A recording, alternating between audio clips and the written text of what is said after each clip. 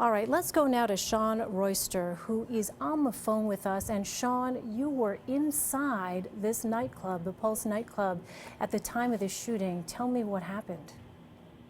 Um, Excuse me if I'm a little out of it, but I'm still a little trying to process this myself. I was actually outside, like the patio area of the club. You go inside, there's a patio in the back with a bar with my best friend and my other friend as well. We were just having a good time. It was a regular Saturday, you know. I hadn't seen a few friends in a while, so we went out and we were walking back inside. Another friend had stopped me for a moment to say hi that I hadn't seen. My best friend and my other friend kept going back inside, and then not even a minute after that, you just started hearing pop, pop, pop, pop, pop, pop, like, you know, like fireworks sounds. At first, I think everyone was in disbelief for the first three pops, and then started scattering, and people were running back outside. And then I kind of was looking for my friend, and, you know, and with all the craziness, I ended up running into a corner of the gate that was in the back, and for a second I froze, and then I just jumped back up. I jumped over the gate and kept on hearing the gunshots going on and on and on and on as I'm running across the street while people are screaming, and you have the gunshots behind you, and nobody really knew where it was coming from, if it was inside, outside. Everyone was just trying to run to safety. I was still yelling for my best friend, who I kind of had lost in all the madness and mayhem. It was just kind of just a big blur at that point. Your mind kind of just stops. I ran and got underneath someone's truck for a moment just to see if this gunshot stopped. Eventually they did, but then they kept going and going again. There were just people everywhere in disbelief trying to get in touch with their friends. I couldn't get in touch with my best friend for quite some time until eventually I found out that he was taken to the hospital. He was one of the ones that was injured, got shot twice, and then also got trampled over with all the mayhem of people trying to get out as well. One of my other friends is still missing. No one's really been in touch with him. And I know there's a lot of other people that are injured that have lost their lives. People are still looking and waiting. The hospitals are ridiculous. It's just been a whole circus right now, and I'm just in disbelief. I'm really still in shock that something like this could happen to me or in our country again. Like, things like this keep happening, and it's just, it honestly just, it's pure hate. It was just pure hate. You felt it. Like, you just felt the hate. There was just terror in everybody's heart. I'm sorry. Yeah.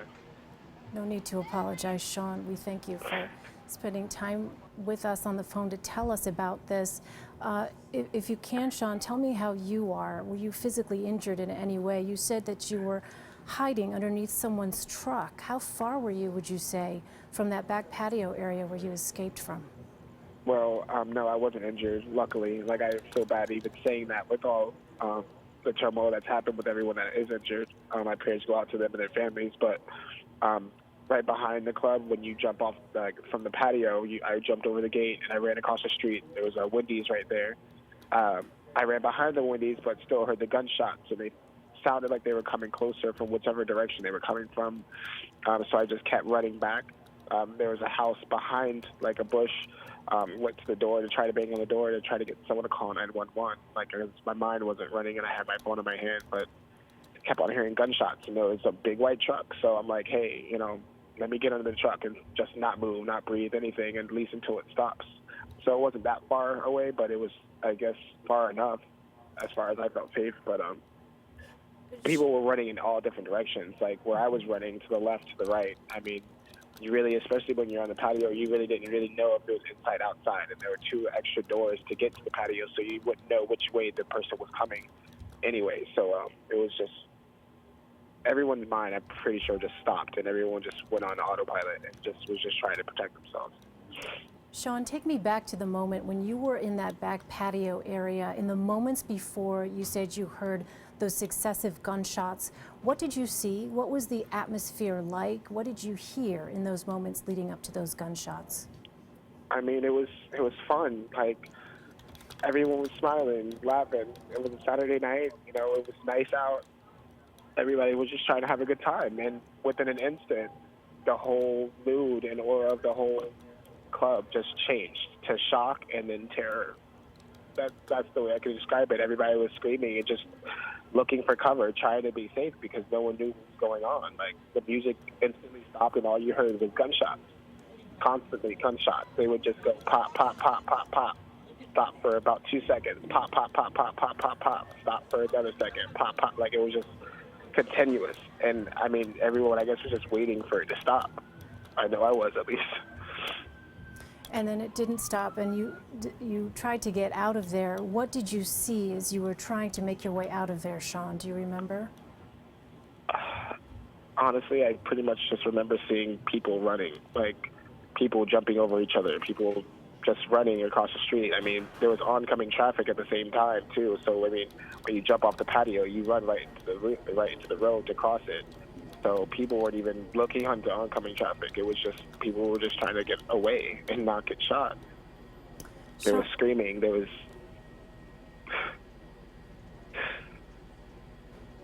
People were screaming, Shawn. That's what you said? Yeah, they were just, everyone was screaming, trying to run. I'm sorry, I'm just like getting choked up thinking about it all over again. No, we appreciate you talking to us, Shawn. I wonder if you can tell us about the Pulse nightclub. Had there ever been any kind of threats against it, or the people who go there, any kind of history of any issues there? I know. I mean, I live in New York now, but I've in Florida visiting, but I had lived in Orlando for majority of my life, and Pulse is one of the predominantly, great clubs to go to out here. It's always a fun environment. The staff is always really fun, and people that come to visit. And I mean, it's a gay establishment, obviously, but we're not mean people. We're friendly people. Like, we don't really bother anybody. We're just, because like I said, to me, just a regular Saturday night out with some friends to have a good time, just like anybody else. And apparently in this country, a lot of people don't like that and decide to take it upon themselves to bring terror to people that they don't like, I guess. There's never been, as far as I know, any threats brought to that place. It's never been, it's in a predominantly well-known area. It's close to downtown. Like, it's always just a good time. So for something like this to happen in a place like that, it's just, Shawn, it's in disbelief, honestly.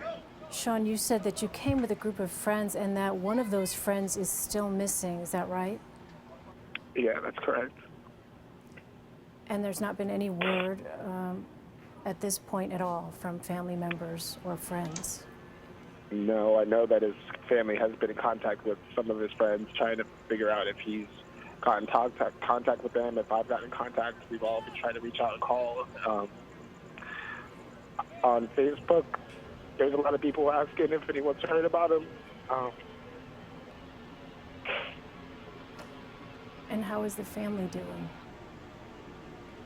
I can only imagine, because I know how my family would be, and I'm sure they're distraught, because the numbers just keep climbing. The numbers just keep climbing, and it's just no one that can ever imagine, to talk to their son or daughter for the last time or anything, and wake up and see something like this on the news.